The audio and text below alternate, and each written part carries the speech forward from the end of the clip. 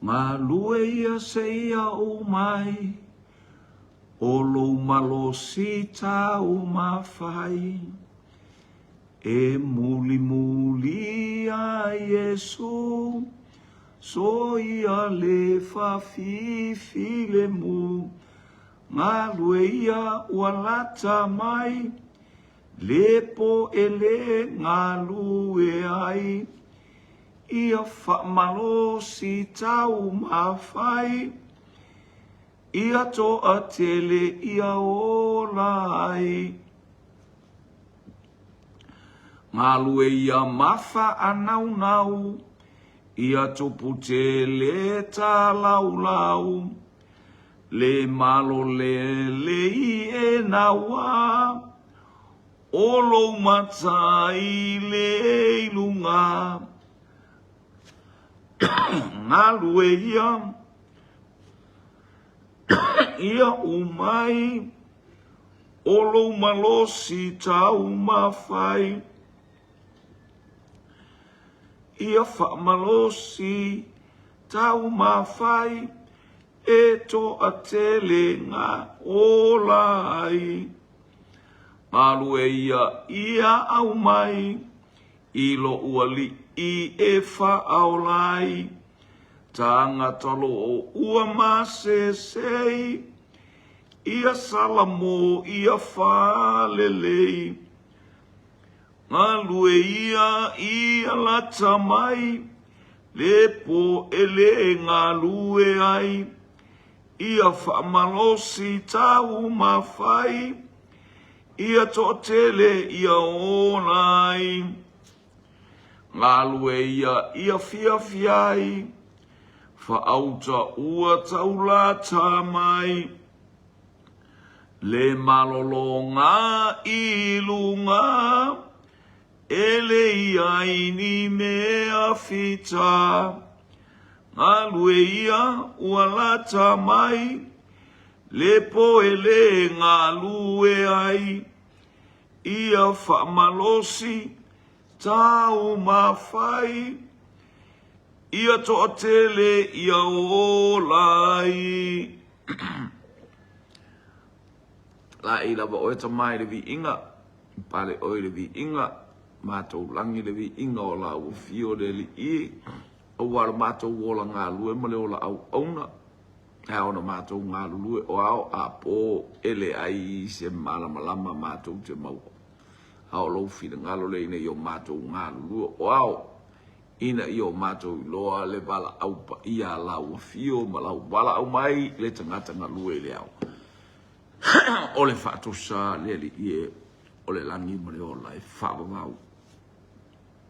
Ma le malama ke riso lo mātou o le imana mātou wha. O la whaatasi mai e le polo kalame ala u whanau. Taulanga afiafi i whaamanuia lo wainga i lunga upenga ta whaelangi o aiso se tasi o mwhaionta mātou.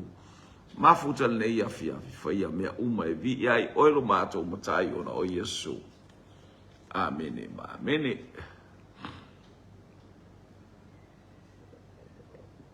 Ia muli atu le ngang whaatai nei vaenga o le. Hallelujah, le uli no tatou maua ma le whaatalofa fo ia lau polo kalame vi ia le li. Praise God, ia whaatalofa atu si o tatou ainga, ia o mwhaina pa au mai, tatou mafuta fo i o e fo istasi o anga i mai. Ia mau fo nei whaasoa le upo le atua, ilo le whaasoa ino le tangata. Ia le whaasoa le upo le atua tatou te fia ma oli ai. Ia mole atu le ngang whaatai na umai atu le tātou manai o le manava o ngā luenga. Saunia le au auna, ia mawhiti vai o unga.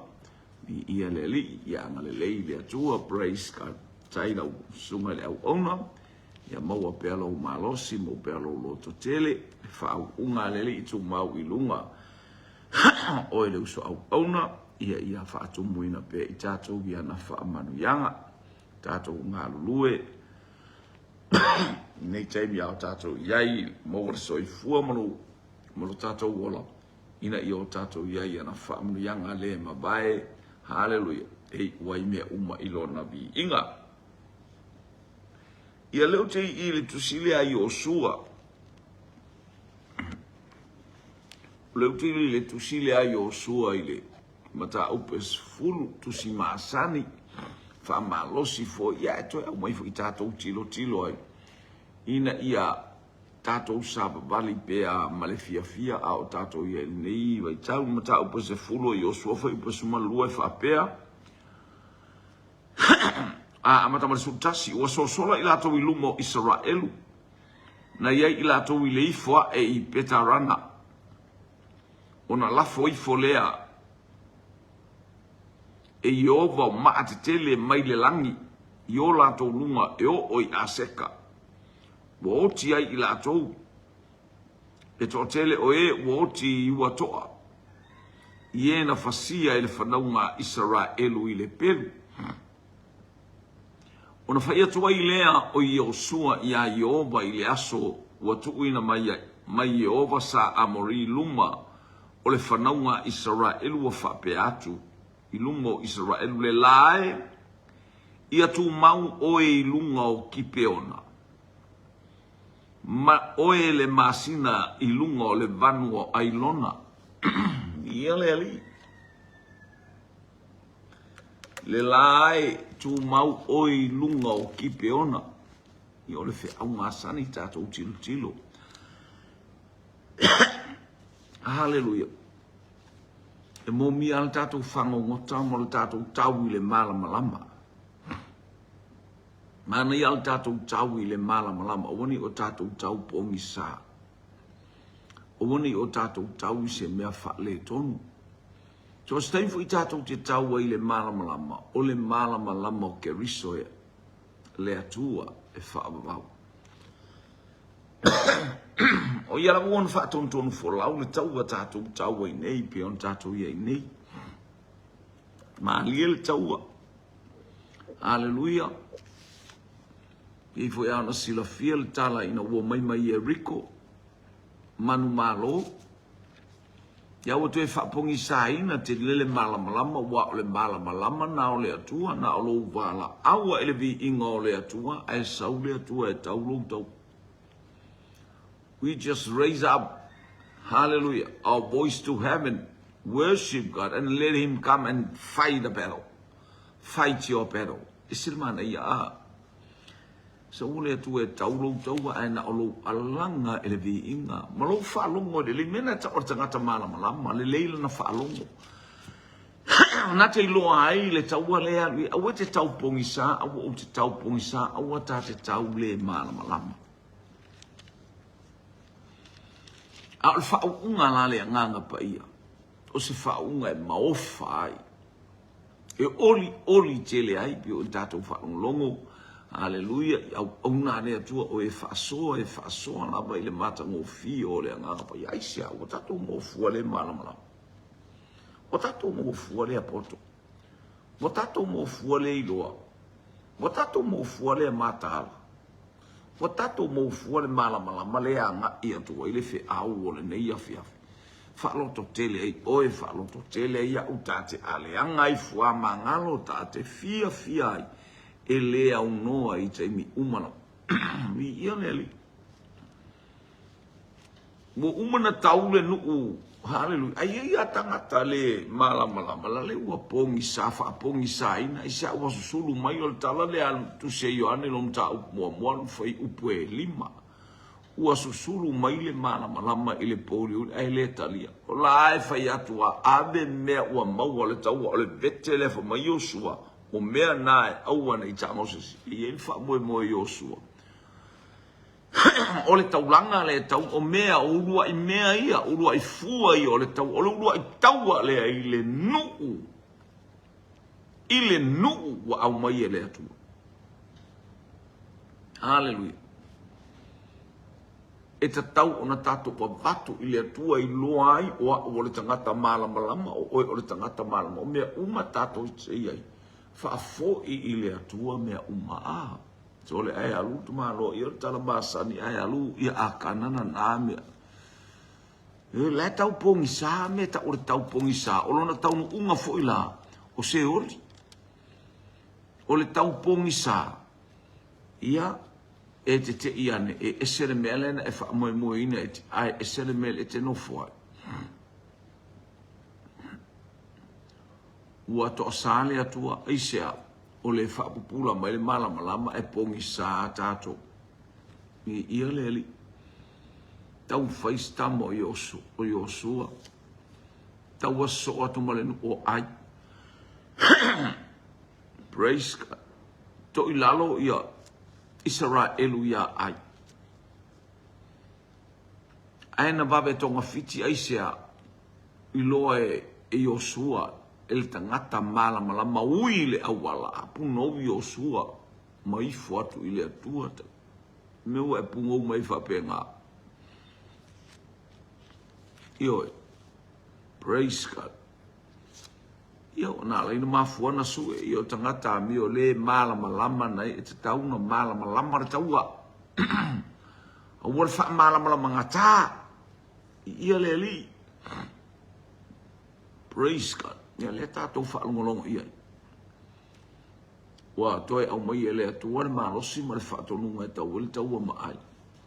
Ia e o mailo ma le nuu lea, e se o mailo le nuu fai tonga fiti lea, ia e se foi e wa sao le tonga fiti le nuu ia Yosua, Nga ia tangata spai, e se le popoto e tau avele, le wing of a spai.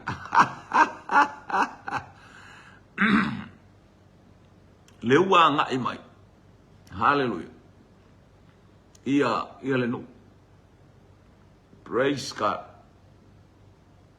Atu lo Yosua i o mai tātou no nofo, fai outou mātou au auna. Praise God.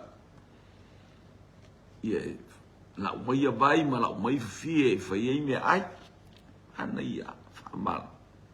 Mai fo ile malama lama tele o Yosua. Mai fo ile meta o le tau ma le malama, umar fai upu i luma o le atua. Aua e te tau fua le suafa o Iova le atua. Umar tau tō, nuku tau tō ma Yosua. E ana ele atua so se mea. Tate ta oilona suafa. Mai ai nei ona po a. Tato wia o e faitala o whaamasinonga e tau pongi sa, tau pepeloa. O tala tau mate, tala tau loa, tau maile i ngole, tangata na usu ia ai. Na o atu isi, fai mai e tasi le usunga, ale tau ina le atu isi e tolu usunga. Su e ai tu watu io le tangata le malama. Ai po le tauna o oe ala te ilo e wha maoni au mea la e whai e au le atua ma oe. E au le atua ma oe. Praise God. Angore tau le malama lama. Tau mauti noa. I ia le li. Aua tātou te tau pongi sa. I ia le atua le porka lamena le atua o mena satani o le tau le pongi sa. O le mena nfa le tonu ai Peteru. Mena nfa le nanga tau lona poto. O le poto o lo malama lama o le tau le tino. Tau le pongi sa. O le fa pea oe o le matua mea le leia oe. Le anfa. Na o le poa o ina matua masi asi ba pe a manatua pe teria I ate I o le tautai mata pala. O le tautai numero tasi ya karilaia. Hallelujah. Aya wa matua to ilalo popoa. Mafuanga na alfa pene yo Peteru malana tautino nga Yesuelu e se ia I ate unei. Wa owi loa oa ule tangata nga sa. Lava tai fa manatu mai el tangata. Ua popula o na mata. Ua faila na tautino nga o siri atu lea. Le malama lama leo le atupu mai. Falongo ya Yesu. A mata ile aso neina e maua. Tangata e abe ile li. O oe o le fai vai tangata. Malama we o asta mo Peteru e wa ina wa ese atu Yesu o le malama mua leo le au apostolo na la unga ile aso Pentecost. Aina wa malama Peteru ma ua tangia ai fofonga o le li. Praise God. Hallelujah. Wana ilo o yo ta itai wana ilo tu fa ta itai wana ilo tu fa ta mamatua wana ilo tu fa faifi au wana ilo tu Uia I polo kalameina mea uma via leli.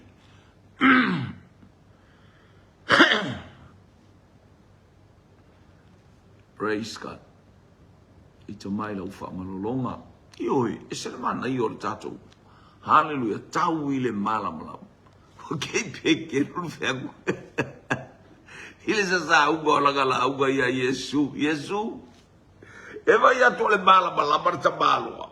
Eva ia tu e ofo tangata uma e matuangu ngulu tangata uma poa e me whai le au satu kai mo le au farasaio. Poa e tala i kauso o mai le au wosi taulanga mo le au whai taulanga. Oi, ai whalongo atu le tala noa le tangata le asoli. Oka, oka. E vane mai. Hallelujah. E vane mai le langi. Le whianga inga tuai ma le whaata atianga. Oka se te.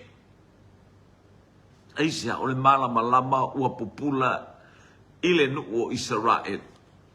Hallelujah. Le malama le anta alo mai Ioane le na la unga Ioane wa te ile nuo. Ai fa mai wa sau le malama le polu ai le talia le polu tele tangata. Fa anu numi ya Ioane ale le wa la to fasioti Ioane. Hallelujah. Tu ia le fasioti no keriso le anga le mena ta pena ile tu mo por kalame le tua. Hallelujah o lo na lo fale ile lalo langi a wina mai lo na lo pele to tasi le fano setas. Io ele fatu sa ile. Hallelujah. Le maliwo Ioane ile maliwo keriso. Nanga le mea o umon fa por kalame le atu. Te ina Israel le malama me pe o tala tu spa i was fio mai o ye lo na nu ai te ina le nu la tu te ina le malama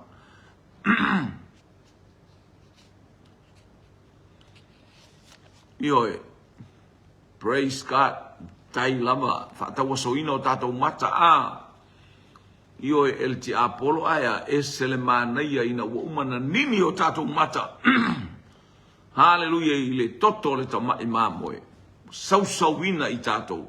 Tātou no nofo i lalo le mamalu le atua. E ala i le taita inga le anganga pa ia. Via le li. Praise God. Ele lei le atu. Ia, o le taua le ua whai mai e riko. No le ua mai le ua lia whai mai. Awa latu le savalinga. Ai o sua tutu watu i talatu ai. Sorry. Ai vai o tangata ia na watu. Sole vale ke ia Joshua. Ai le ngore tangata le malama. Te ilo e failo lautala i le atua. E te follow the leader. Hallelujah. Fata unu upu umana e tala noa. E pe o la fionga pa ia le atua. O mea umana feta lai le atua. Ua taunu. E pe wale mele tau fata te la fionga keriso si tiala na e kalesi. A o mea ua taunu. Ti tāma whainga tālo o ngai mai o a mea e anonoa e mea pepelo ma keriso pepelo, perofeta pepelo, a o pepelo, o a itu ai ngā tangata pepelo. Hallelujah. Ai te tilo a ele tangata ma le whaatinonga o ana polo kalame ma le tātou vai. E le manu malo mai se pōli uli a te tātou. Pe a o ina tātou no nofo ma le anganga. Pe ana ufai atu li tala i a Peteru. A pe a Peteru aina o le pō. Ai ngalo i a Peteru o le ao. O le whango ngota lea mai Yesu. So se teimi te talia Yesu i lau loto. O a teimi o lau whaiva naua e mba ngota le ao. Whangota le malama. Mai leo mai al nukuna o mai ai kupito. Ele i o mai pe sa vali le nuu se vaenga o le pongi sa o le po. Sa vali mai le au whani utu i le au. Ma le afi whani utu. Malama mea uma. Le mamalu o le atua ua lafo mai malolo umai. Awa oe awa. Au whapena sa vali mai o le tātou nu. E whai pia ma va ainga i ate i tātou. Le malama o le atua. Pea o ina whaata mao a ina i tātou e le atua. Ma whaamanuia le atua i ate i tātou ilo tātou ngā wai. Mana tātou wa ai manino. Iyo e vi aleli. Praise God. Mo te iyo sua soli tangata ia soli. Soli. Le mako aku ngi ali fa mai e mamao le mea tau te o mai e ali. A le ko ilo atu nei ali o to nu nei ali. O mafau yo sua ile atua.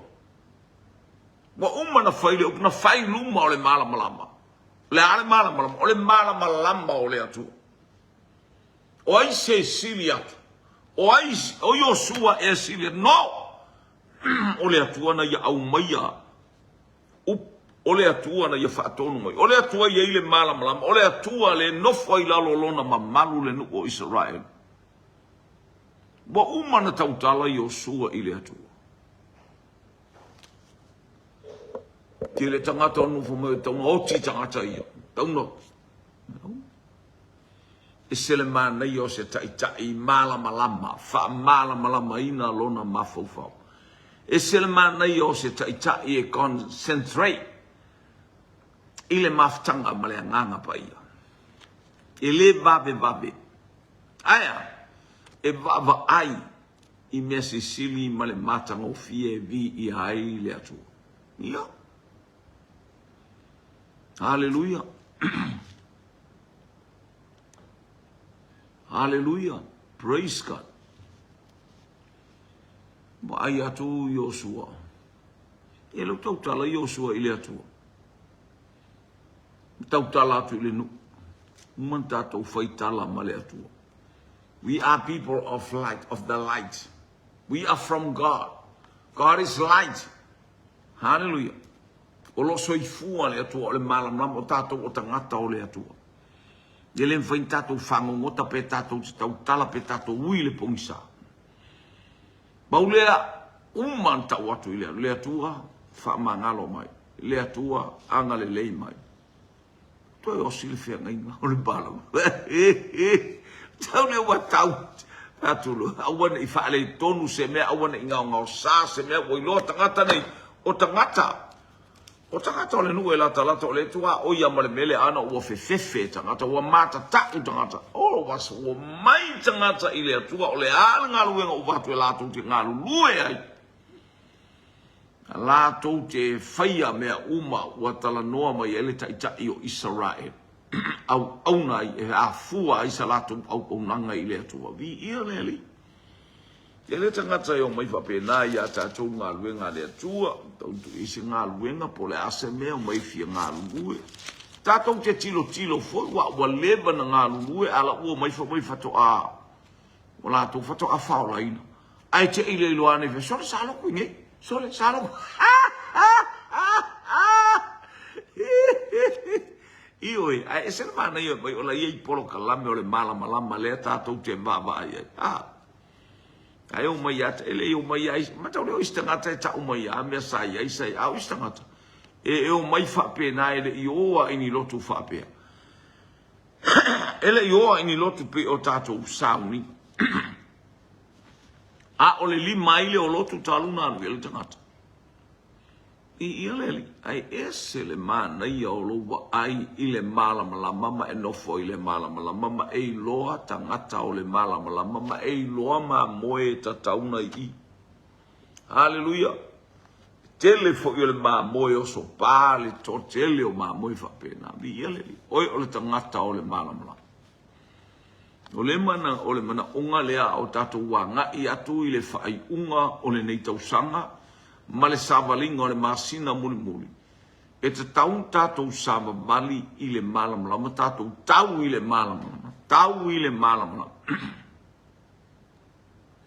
O taua, ia pe o le whaiupule le mafua ina tātou whaalongolongo i le malamlama o ke riso ma au mai e le fe au. Ina i o tātou fia ai mo tātou oli e masanga vivi ia i o tātou loto e le au. Taua. Ia ua tele le tangata e vai atu Yosua oka. Hallelujah, praise God. Ua tau mai le atua i le saua au o le langi. O ta maaresa saa mai le langi palasi i lunga o tangtoa tele. 5 tupu mo lato nuu ta itasi lea e tau ua langa fatasi mai ia kipe ona. Haleluia. E mo ina po le malo si o kipe ona la ngai wha moe moe ina kipe ona e nu umai. Pe i autu i ai wha moe moe ngonu ese nei ia kipe ona. Ona o le nu to tele. A le ua vai mai, ae. Ua tongi le solo a kipe ona. To ai loa e kipe ona le nu la e tau le mala mala. E mala malama tangata. E loa e tangata tau. Praise God. Hallelujah. O mea umalama o mea maile langi lan no foi to tonu o le nu ulea. Ia fauwa ai atu tangata. Hallelujah le sau le tau e anga i maile langi e le isia tau ai maa mai na o le atua e to tasi e langa ina le wato ato ulu mai mo ilato o so sola ese ma tau mai le apito. Aya. Po le arai palasi mai o wato ana le Israel ti ana ar tangata la e tau mara Israel. E tai ana ar tangata la e tau ma Israel. Walata mai le pono bala au leo oko la e whaatitele le tau. Ele i fai ele malosi, a tele o tātou e fai ala le fai lo tātou malosi i atu langa whape. Wala au kiti ona i le langi, i le la ae. Le la ae, i atu mau oi lunga o kipe ona. Tu mau i lunga o kipe ona, langa o kipe ona le anga i maile fasinga. Tu mau i lunga o kipe ona i le ngata ina tu mau a ia mala malama loto ta ngata kipe ona i le atua sili ese. Ia mala malama le pouli uli o le lalolangi. Hallelujah. I le atua le no foi to tonu o kipe ona o le atua o Israelu. O tai o Israelu le ale umo mia. Ia i loa fo i e tangata kipe ona ifo matapu wai i le atua matali tonu i le atua. Le aiche le kipe ona.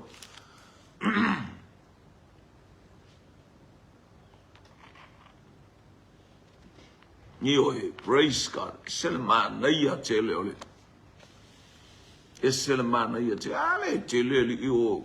Kelele e saori o kering me va pengai dau e kalisia ali ia. Ai mana ia tatou tilo ia. I ale ali.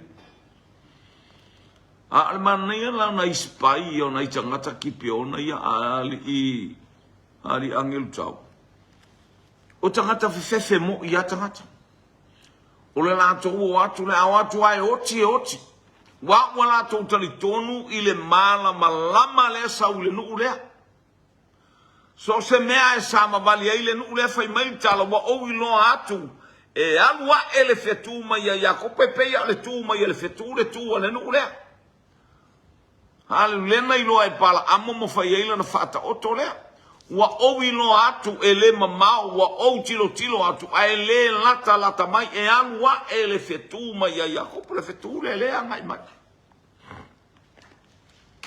Wailoa atu le tangata tupu lona ana wailoa atu le tangata tupu le o inga wailoa atu le tangata kau ke le sao taimi lo tato o fa tangata polonga nga i o tangata o tulia i tato ma maul men tato o mai o tato wai o mai ile ma to le fa salo tu tele o mai ile tala to le pea e o mai vai moso pea fu atu o mai tala tu vai moso e o mai ile no ule ia fa sanga to nga ile o to ma sanga mai ile fale ula pe o mai malie lata mai a o le o mai va ai me no mai la to we masa sai la balaba hallelujah o la o mai la to poto hallelujah e o mai la to wata mai e wina wa fate ia Yosua ai leanga ele o ese Yosua e tau ile mala malama o le atua na te tu ina atu mea uma wana o le atua sila fia o le mala malama le no foi e wina wa saole le vaenga mua le ale nule ai ia istangata Israel no fale ton peoti ai ai na al paule me o mai wa fai ai la tau tonga wa tau to ma ana ile atua Mamala malama yo la to loto. Ele o Isara elu le tawala to lo la to malosi po oni autau. Ai ai le atua i le langi. O le mala malama le o Isara elu le tawa. Vi ele li. Praise God. Tau taua. Watu le la. Lo ainga. E mo mia tātou te tau i le mala malama. Awa tātou te tau i se pongi. Sa awa te tau whaaleilonga. Awa te tau nunumi. Lo mafau. Tau mautinoa. Ia i lole ka le siana na batu ele atu e te alu te au nai wa e sau solo ia o le plenta to whalong le whamalo si mai neile. Ia le angeru tau tele le mau spai.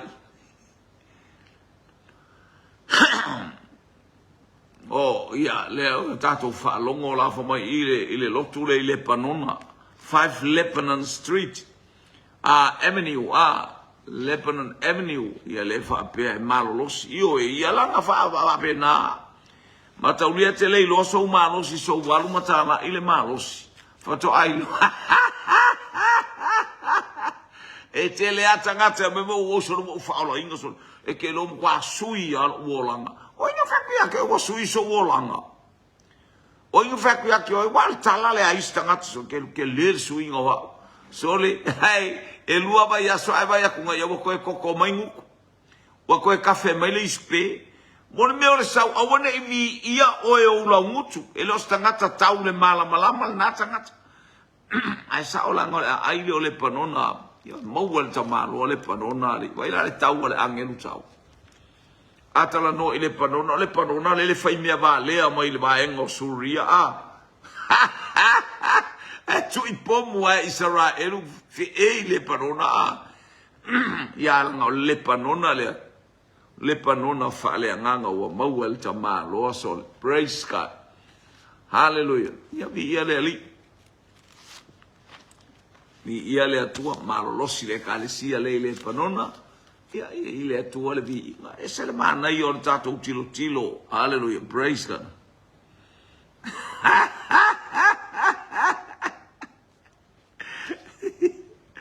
Ia.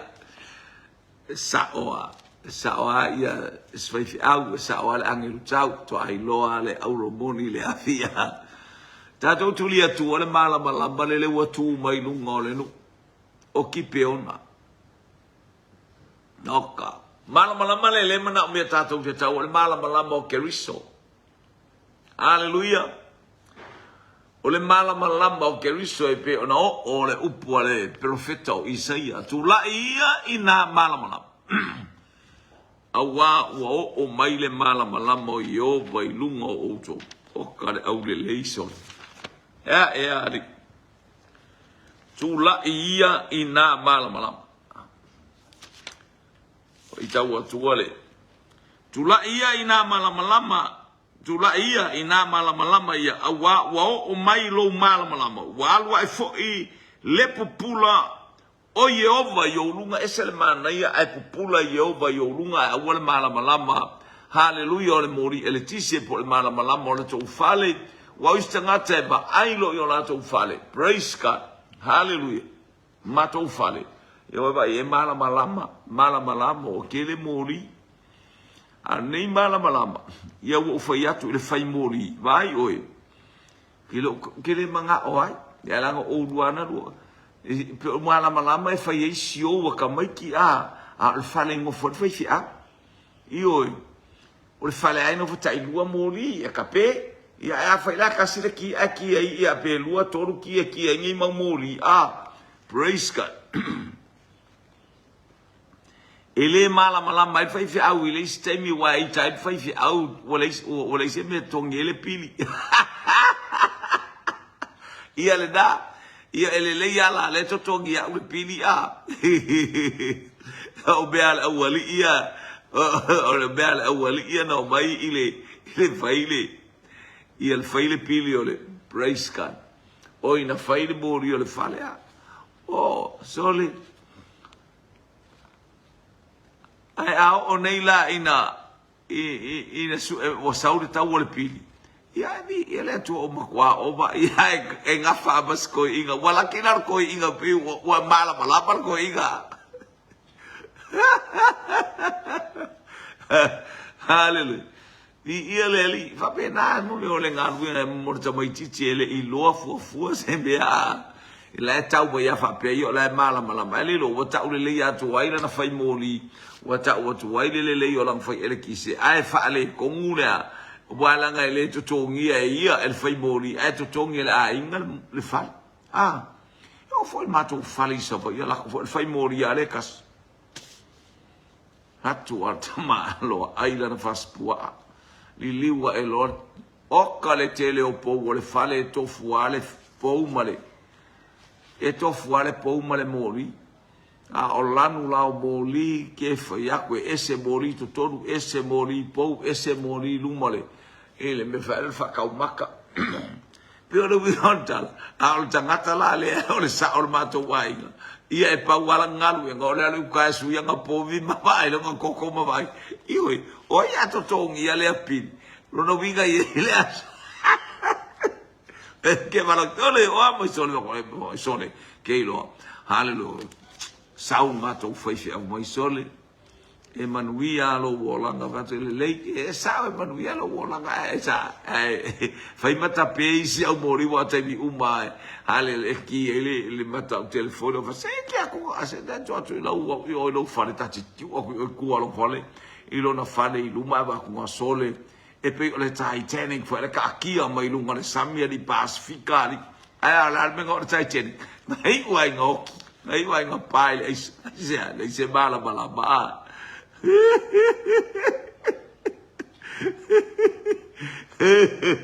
ele ma fai na por meu fai le fale tu be le fale o be fai fiao hallelujah e tinga ina ia il fai fiao tu tongi moni praise God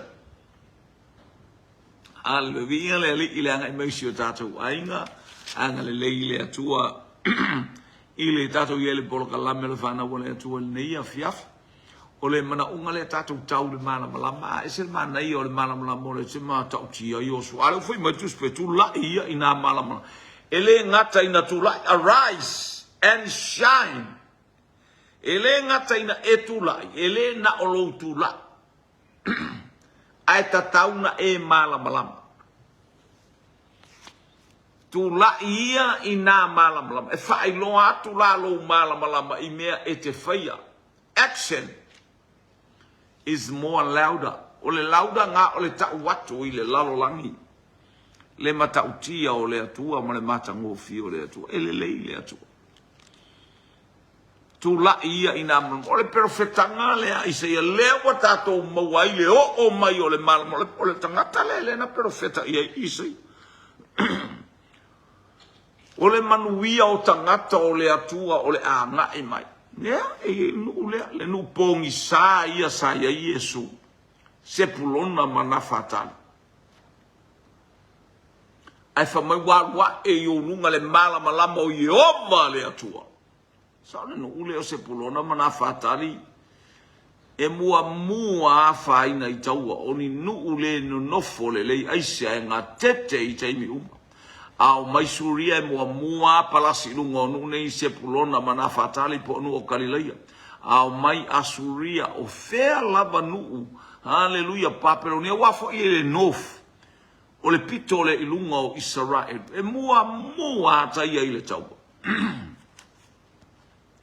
o la to ia peni moa fatau moa ape o mele tupule no o falla taia ile upule ole moa tonga matala no male toi ina o toi ina I fare latai na tala maile ia ja ule upu moatonga ole mo fatau mo ale ale tua ana le ale o maio o tonga lato fia malo siku kuwa io e pe ta I mua en ule o si ufanga I fare latai tu lo ne je ua fa fonga se si ona manu ole o lona loto arta ara ingole le winga le tala moatonga ole mo fatau moa ya tonga a oanga I mai ai le tua ana ma mata le fo le tu na sa tau lai va ao o tala I fe I a mata tu I muri fanua ma le fuaba a tele a tonga e tau I tua I Amaila au ino so fa I ai. Ele I le tulea falata ia le. Ia o io ia o fa matalanga al toi ina mane mana io fa matalanga al toi ina ole. Ia le li. Praise God. Pio le tala noa nga ia se pulona mana fatali o le nu na mai fa perfetanga. O le nu sai le vanu o le ata o le oti. O kalilai o nu ese vai le ta mai o nu o kalilai nu i o se pulona mana fatali. Nu u mana e tau e o Kapanaumi o ia Ngati Peria kana hallelujah o nu u mana e tau o se pulona e inu e ia se pulona e inu e ia na fatali. Ia ua lea ia tuloa se na fatali ma se pulona o mai lo malo roma malo e nini vai tau ia o le mea leo tiperia pe uma ole no usa mai ia tangata Roma le ia le tamalo Roma na ole kaisa Roma ia fai ngoi lo na I ngoi hallelujah na ia o tiperia fa pena le telo onu ia ole to ia se pulona mana fatale ala fa matus pe wa e ia te ia le mala malama te lo la matalinga ole tala inga Yesu. Hallelujah ina ua matua Yesu ma le awina mai o lana tala inga malana misiono. O le tangata Nazareta. Ele iloa Yesu ia petele ema. Ele iola Yesu I petele ema na ole aso ana fana wa Yesu. Ole po alna na si ia I Maria ma Yosefa ile upore angelu tango fia ile tama. Ma so sola ai kupito. Hallelujah. Mao I ai kupito ina ia ola le tama. I ia le lisa ia ile ao le li ilung. Le ao le mala malamba o le atu. E uina wa mao I le tu I sauti le mena anga I ai Maria ma Yosefa. Hallelujah. Ai ana famanuia le atua I le lafa inga malanga. Lima ile fitu tausanga ai wala au le atua tutu ilunga. O sa o tuai I lunga atu o le vasa meti tirane anga I atu inu ia o kasa makata ma I o eskelona ma anga I sa o ase I o lua tau I lunga I Nazareta. No nofua ina I Nazareta. O inana matuane a Yesu o se furu tausanga se furu lua tausanga ya anga I mai aiale a inga e o mai I fonotanga pe o mai me o inga ma inga le nu. E o mai a mai Nazareta e mamau I tolu aso e o mai ai sabari. Aina umatua Yesu a tolu sfulon tausanga o amata lana tala inga lana misiona o ina amatai. Aina pointa Yesu ile mea e au mai ai le whaalatanga. Leanga o le tala na lona tama, o le tala na le tuspaia, o le tala na. Hallelujah. O le au mai e le anganga pai, e mai ai utaia le whaalatanga. E le ita ua Yesu le lato nu o Nazareta. A o le o langa a toa o Yesu o Nazareta. Lua se fulu mauna tupu tausanga o Yesu lua fulu lima, ia po le lua fulu faa o lunga I Nazareta. O le tu I matu. Ia le ali. Praise. Ae le I whaapeane Yesu o le Nazareta. Ele ita ua se lato pe o tavita. Umana fasi e tavita koriata. Ele ia bea e tavita le ulu o koriata e teu ilona ainga I petele e ma ele o le nuu la le ta umai ele anganga pai. Tangata o le mala malama. Hola I le mala malama. Ele ia bea I le ainga o saulo I ki bea. A o tupu saulo. Ama tu a fefe saulo ia tavita ai umai ele tamalo o le ulu al Filistia. O na alu lo leo o tavita. E fai se mamao le mena tau waile taua. Ma le mea na alu tavita teu waile ulu o koriata. Na teu I Yerusalema.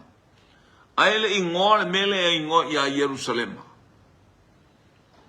Sa ingoa I a Salema sa no foil tamalo o metisa teko. O le au na le atua e pei o keriso Yesu. O le ata o Yesu keriso le ise tamai le ise tina. Aleluia. A o ia o le au na le atua. Sa no foi Salema. Salema le o so o malenu e no foi le meta o Yesu. E iai sa ie puse. O sa ie puse o tangata. Tangata o nuu ese. na lato maua le ai le ta o le no atu ngata peni a mina no nofo ai lato tele mafaina tuli sa ye psei lalo le vanu a o le vanu le o le vanu o fa manu yanga o ia ile mala malama o le atu ile loa tavita a le ai se vai le nu a le ai se vai se ai a le ai se vai o lai malu se fulu pasene o le vai o le ola o le tangata luas fulu pasene o le ai o le talo ai o le fai ai o le fasi mamoe a o le valu se fulu pasene a inu ala wipu ai tele o tangata ana pongi ele na o le vai la aya e ola pea aisea o le ola amene tau ile mala malama o le atua e mala malama le taua le tau il tangata i ile li Niana sawai le tala ia yos, ile tala ia tavita, ile mata upe lima mana mata upe ono, le sawai tavita yang ia tu isai e puse, haleluya, ai, wala au mai le tangata sai e puse, haleluya, se ilonga on tangata tawaso man tangata pipili, fato ai sao mai mene, tavita walele, na, ase me te ia sai e puse le tutu ato au tau tavita. Mo meo paipa fo iai mo meo ala vai sau ile vai tafe mai angai le uia to ai o apo male autau se me te iai tangata iai lunga na tau fasioti ili male pu o te il vai no Jerusalem ma o le autau mai Jerusalem ma le o tutu i lunga aisia tau ile mala malama mai fea mai le atua awala uma mai le atua ina ua fai leo tavita matupu. Praise God. Ara taimi ele fai tavita matupu, o atupu tavita. A olo ta bao mai tavita. Ai, no fo olo tavita. Ona olo tuli ele anganga le angale o sau. Ia le ali. Ea, o le ale tau ale te tau waire unga le nei tau sanga le ua mo e tau malama po e tau fa vale po e tau fa le manino po e tau o le skemi wa e mala malamo le skemi wa e pongisa o le skemi haleluya wa avea wa pe wa fa va atu ia oi haleluya e fa yatu me fa yole ole ainga e fa yatu fa la velave ala wa e sau e tau le mala malama mai haleluya a e alu e fai me te loto ia a o ina fai me al to a inga wa ele manato ai a o ina fai me ale e kalesia wa matua pongi sala wa ai haleluya wa matua e alo esela tu maule lai lunga o kipe ona o le la lea o le mala malama le na tau i tavita o ina tau i o sua o le malama fo ile no tau i tavita o le malama mai le langi e fesili i le malama o mea uma e fesili i le atua o te alu e fea le mea o te alu e ta uma i le atua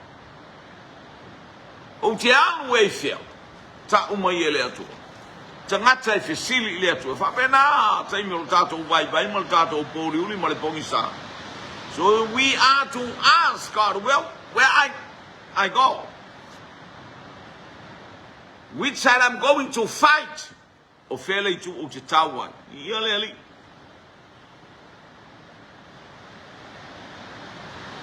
tu la ia ina malama le malama le mai le amatanga na ulua i pupula i le lalolangi o le ulua i pupula lea ale atua i le lalolangi o le malama o le ulua i upu le o le upo le ola ia malama na feta la yaile atua ile upu lea o Yesu Keriso o le upu mai le amatanga sai le amatanga le upu sai le atua le upu o le urua i upu ana fofala i lunga o le fongata i so mai saso ona nunumi ma ua ngao le ai semea ai ina mo feta la yaile atua ile upu ia malama ona malama i leo mea umavi ia le atua haleluya le fai mai el tu se Ioane sai le amatanga le loukau o le upu sai le atua le upu o le atua foi o le upu lele ua fofola haleluia na fai ai ele atua mea uma praise God o le mana onga lea ia tula'i mai oe le atalii ma le afafine o le atua o le tangata e malamalama o wha malamalama ina i tātou e le anganga pa ia waia te i tātou le anganga pa ia le na whapeane ai Sakaria e le o le malosi e le o le fita a o le anganga o le atua i lunga ia te i tātou te taua Manumalo yo sua e whapenalo malamalama ina wa e tau i le malamalama haleluia o outou o le masima o le laulangi outou o le malamalama i le laulangi tu i lunga o le tungamo e le tuua i lalo e tu i lunga ina ia popula atu i fale uma le malamalama na manumalo ai ia kitiona haleluia wata e kate wa vai le malamalama sayai wata e te i tangata le vai e matautia a o lai ai le atua e ana le malamalama e faa mataulia ai i lato o e faifili ia Israelu o e ita ia Israelu tangata fau vale te nolo Israelu falenga so se mea te ia ta ina o le malamalama o le atua iai le whaunga iai le mana o le atua i mea uma tātou te iai whamunia mai le atua le nei afiaf tu la ia i nā malamalama haleluia a whai o e pongi sāpelo ainga wo o mai te imi tāte tu la iai malamalama ma whailo atu haleluia i mea umalama how God is good in our life and he is the light of this world. Hallelujah. O sau oia o le malamalama o le laulangi. Wa fio mai oia. Ai le talia i le pouliu. Hallelujah. Wa fio mai le malamalama o ke riso Yesu ilo nanuu. Ai fa mai tala tus pa ye Yohane mtabua muarfa ipa sumartasu. Wa fio mai ilo nanuu. Ai le talia ilo nanuu. Ai se apongi sa le nuu i le upua le atua.